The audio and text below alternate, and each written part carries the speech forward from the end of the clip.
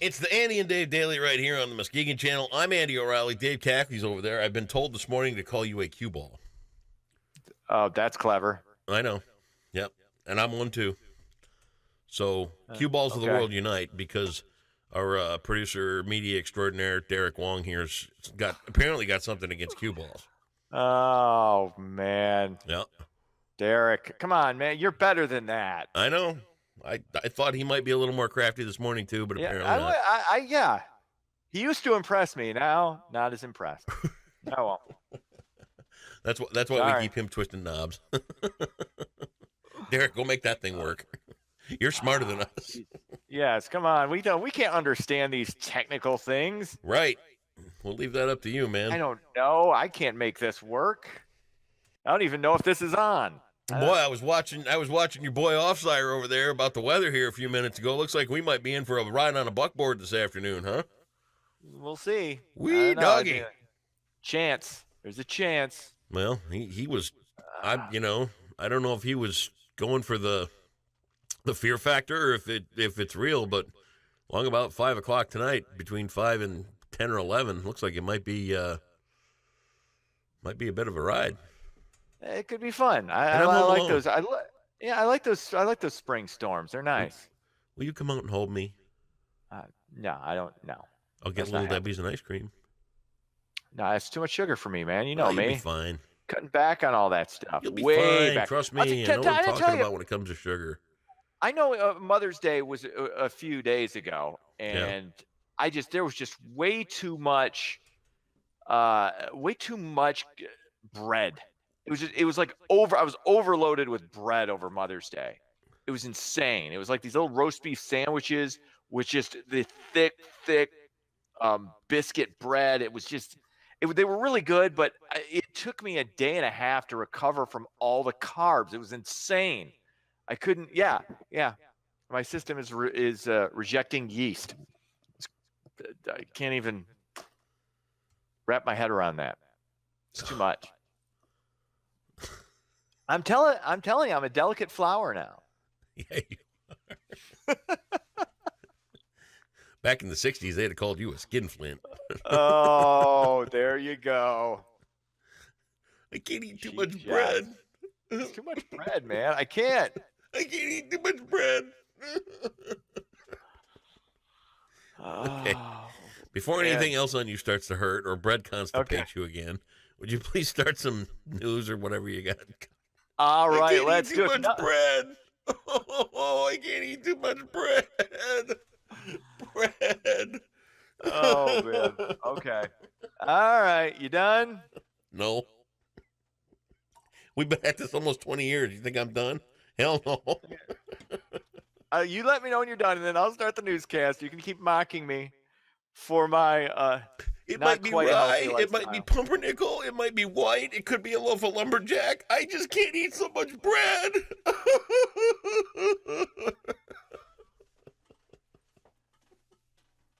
What a douche. Anyway, news, sir, please. Okay.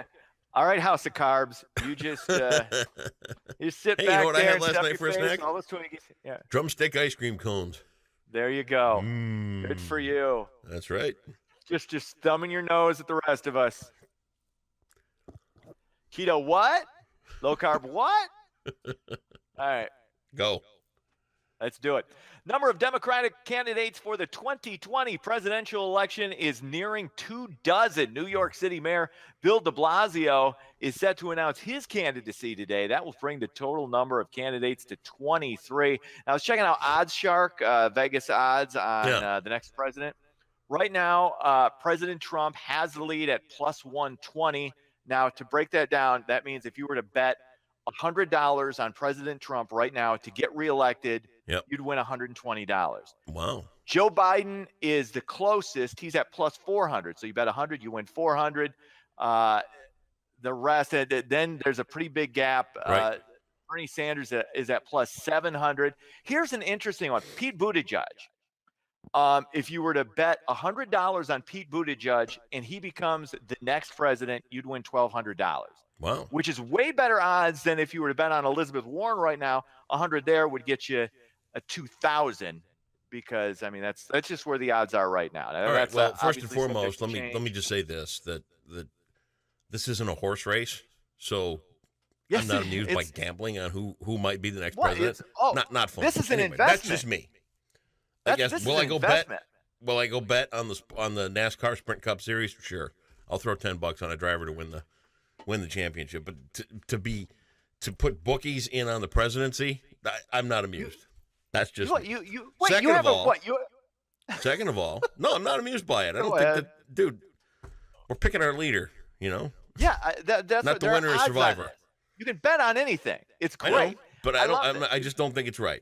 But that's just me. So wait a second. You have a moral issue with gambling on the presidency. You have a morally. So you and right now, like, okay, because who's your horse? Do you gamble your for horse amusement? I thought was Buttigieg. Is gambling I thought supposed your to be an amusement? Yeah, gambling is an amusement. Okay, well, It is an amusement. It's a is electing diversion. a president supposed to be an amusement? What's your point? My point is you Doesn't shouldn't matter. gamble on it. That's just me. Let me get to What? point two, Well, though. You'll like this one better. You ready? Good. I wonder, with all these Democrats running, Mhm. if there isn't something behind the scenes, especially in the Democratic Party, when it comes to the financials of it, raising money to get somebody elected, because you've got this field flooded with all these Right. candidates, and they're all raising money, right? Mhm. So as the financial end of this thing comes in, give me your money, give me your money, give me your money, help me win, help me win, help me win. Right. All this money comes flooding into all these different candidates. They build up these great big bank accounts, and as they fall off due to the numbers, Yeah. that money It's all goes going up. to go to Joe. It's all going to go to Joe. Exactly. Let make no mistake. All this that's going to be raised is going to end up in the campaign coffers of Joe Biden, and that's fine. I mean, it's strategic from a strategic standpoint. That's I think I think Joe wants it. I think the party wants more and more candidates to just keep rolling in. Sure. Because the more you get in there, the more the money. But back to my dark horse in this race, Okay. and because I look at it as the race. I really like Andrew Yang, who's at plus 2,000, I believe.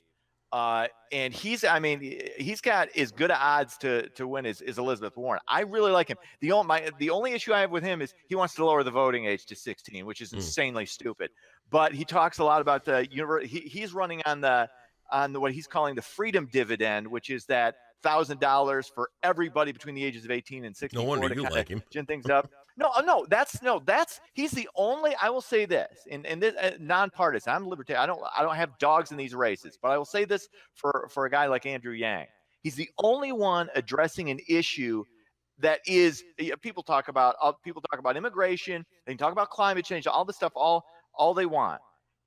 Automation, getting rid of of jobs specifically in the transportation sector, when you've got 40%, I think the number is like 40% of adults without a college degree, that's how they make their living, is truck driving, delivery, stuff like that. You're going to eliminate those jobs in 10 to 15 years with self-driving cars. I mean, those jobs are gone and they're not going to come back. So, I mean, that doesn't, once again, it doesn't fix the problem, but that would help the problem. I'm very intrigued by that guy. I don't know who I'm going to vote for, but I'm either going libertarian or I might go Andrew Yang if he could pull it off on the Democratic side. I don't know. Or if Bernie ends up in, then I'm forced to vote for Trump. So I'm all up in the air. And once again, this is strictly for entertainment purposes. I don't, Of course. strictly. The 2001 odd. 2001. I wouldn't. I could throw $20 on Yang right now, and that might not be a bad investment. Anyway, moving on. We kind of glossed over this next one. We should have done this story, I think, yesterday. But the legendary actor and comedian Tim Conway passed away earlier this week. The actor, best known for his work on the Carol Burnett Show, of course, the sketch comic, won Golden Globes for his work in 1976. He also won 3 Emmys in 1973, 77, and 78. Conway died Tuesday at the age of 85. So funny guy, always really laughed. good, underrated. I loved him and Corman. Yes, to me, I can't think Tim Conway without thinking Harvey Korman. It's really, really weird. And then I remember seeing Corman in Blazing Saddles, and he had a bit of a potty mouth in that movie. That movie is hysterically funny, by the way. Yeah. If you haven't seen Blazing Saddles, unbelievable. But yeah, Tim Conway. Let's throw a caveat on that. Go ahead. Check your modern day reservations at the door if you watch Blazing Saddles, because it's not politically correct. Oh, of course not. That's what makes it hysterical. Right. That's what makes it funny. But I want to say this too. Go ahead. Not only was it Tim Conway, it was Doris Day. Doris Day croaked at the same time, and then are you familiar with who Stanton Friedman is? The name sounds familiar to me. He's a physicist, and he's a big one in the whole ancient aliens thing and the whole, alternative history and ancient history that we just aren't taught anymore. Last night, and let's get this quick because I got an appointment to get to. But last night I was watching a thing, ancient history type thing, and you know what really drives me nuts anymore? When they flash back and they say ancient Egypt, like that was where history began. Right.